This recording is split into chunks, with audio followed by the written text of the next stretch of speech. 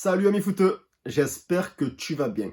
Alors un petit débrief rapide sur le match amical qui s'est joué hier soir à Dortmund entre l'Allemagne et la France. C'était pas un très grand match malgré que ce soit deux grosses nations du football, même si certains disent que l'Allemagne est pas dans une bonne passe en ce moment, vu qu'ils ont perdu 4-1 contre le Japon, qu'ils ne réussissent plus trop à passer les premiers tours dans les grands tournois internationaux.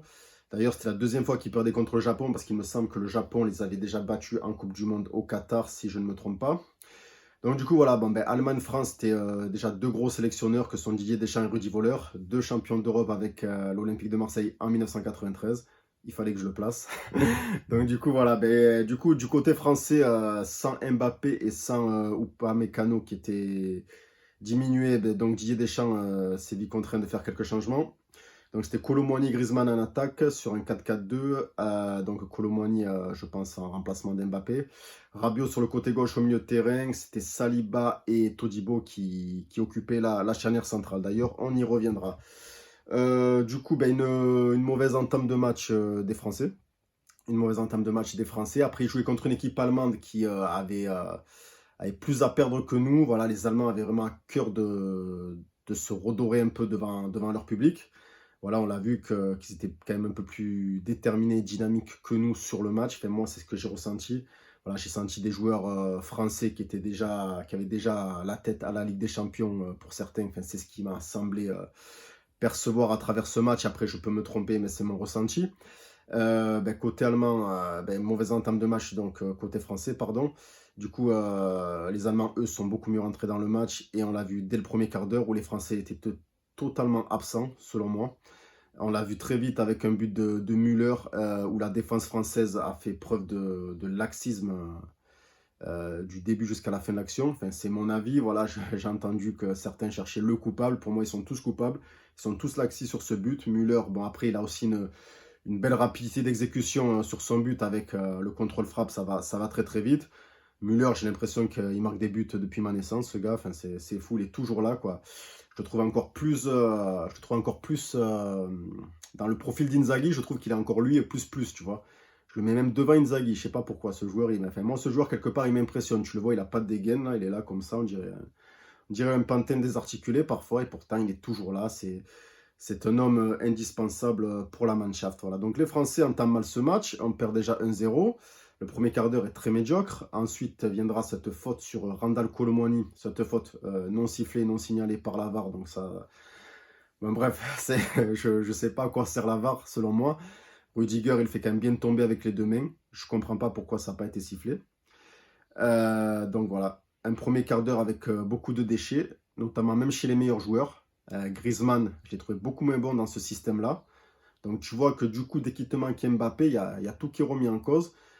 Voilà, on dirait que tu ne peux pas te passer d'Mbappé et quand il n'est pas là, c'est assez problématique pour Deschamps et pour les autres joueurs français aussi, j'ai l'impression. Il y a des joueurs qui sont clairement en dessous, les joueurs comme Kolo Muani, malgré que ce ne soit pas un mauvais joueur, moi je le trouve quand même encore en dessous ce joueur, je ne trouve pas qu'il a le grand niveau international. Voilà, c'est un bon joueur, mais ce n'est pas un très grand joueur encore. Comme la défense centrale sur laquelle je voulais revenir, que ce soit Todibo ou Saliba. D'ailleurs, on le verra sur le deuxième but. Mais bon, voilà, les joueurs français n'y étaient pas trop. N'y étaient pas trop hier soir. Même Kamavinga, qui était pourtant à son poste de prédilection. Moi, je ne l'ai pas trouvé bon, Kamavinga. Pour moi, il n'a pas marqué des points. Même, j'ai l'impression qu'il en perd à chaque fois qu'il joue au milieu de terrain avec l'équipe de France. C'est jamais le Kamavinga du Real de Madrid. Je ne comprends pas. Voilà, ces profils de joueurs, on l'a vu par le passé avec des Philippe Mexes ou des Ludovic Giuly qui étaient très bons dans leur club, mais qui en équipe de France n'arrivaient pas à faire plus ou à réitérer les performances qu'ils faisaient avec leurs clubs respectifs, que ce soit l'FC Barcelone pour Giuly ou l'AS Roma pour Philippe Mexes. Voilà, donc Kamavinga, moins pour moi, et Griezmann aussi, moins par rapport au match précédent. Voilà, que ça lui plaise ou non, c'est quand même difficile de se passer de Kylian Mbappé dans cette équipe. Après, ben, c'était un peu mieux, c'était un peu moins morbide, j'ai envie de dire. Il y aura un peu plus d'occasions côté français, mais rien de folichon. Ça manquait de punch, ça manquait de dynamisme. Arrivera la mi-temps, on reprendra la deuxième mi-temps, qui sera peut-être un peu plus équilibrée des deux côtés. Voilà, néanmoins, pas folichon toujours, voilà. Voilà, les Français, j'avais l'impression qu'ils avaient un peu plus la possession, mais après avoir vu les stats, j'ai vu que c'était 50-50. Donc ça ne faisait peut-être qu'illusion le fait de faire tourner ce ballon, je ne sais pas. Maintenant, voilà, les Allemands ont fait plus preuve de réalisme et de dynamisme. Et puis, on l'a vu, ça s'est vu très vite, ça s'est vu plutôt en fin de match. Voilà, bon, à la deuxième mi-temps, c'était pas grandiose, hein, ça allait dans un sens à l'autre. Comme je t'ai dit, les Français avaient un peu la possession du ballon, mais c'était pas folichon, voilà, rien de fantastique. Et ça s'est vu concrétisé par une efficacité allemande, où ben, Todibo, voilà, qui pour moi n'a pas du tout le niveau international, quoi qu'on en dise, que ça plaise ou que ça déplaise pas. Tout comme Saliba, moi j'en entends toujours des trucs sur Saliba. Je l'ai vu une saison à Marseille, je l'ai vu jouer. Je le trouve bon, mais je ne trouve pas qu'il a le niveau international, ce garçon, je suis désolé. Et s'il était encore à Marseille, je dirais la même chose. Voilà, c'est peut-être que voilà, il a aussi ce truc-là de faire des bons matchs en club et peut-être pas encore de passer ce palier de niveau international s'il le passe un jour. Parce que comme je te l'ai dit, tu as des Mexès et des Juli qui l'ont jamais vraiment passé. Même si Juli aurait mérité d'aller à la Coupe du Monde en 2006, bon, on connaît l'histoire, hein. Voilà, voilà. Ben donc, Todibo qui fera une mauvaise relance, qui sera récupéré par Kai Havertz, qui lancera Leroy Sané. Leroy Sané ajustera Maignan, qui prendra un deuxième but. Mike Maignan a pris 2 buts dans un match. Ça aussi, c'est à signaler. Ce même Leroy Sané, qui on retrouvera 3 minutes plus tard, en toute fin de match, avec une faute sur Eduardo Camavinga. Penalty pour les Bleus, qui réduiront le score 2-1 par l'intermédiaire de Antoine Griezmann.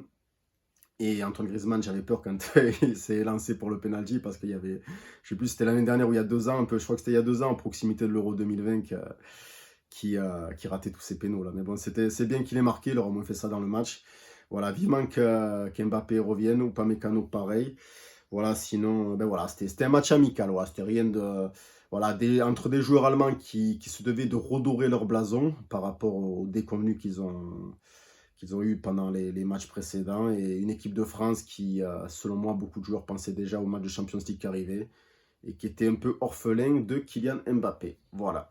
C'était mon petit débrief rapide sur le match Allemagne-France. Je te dis à bientôt pour une prochaine vidéo. N'hésite pas à liker, à commenter si le cœur t'en dit. Et à bientôt. Ciao, ciao.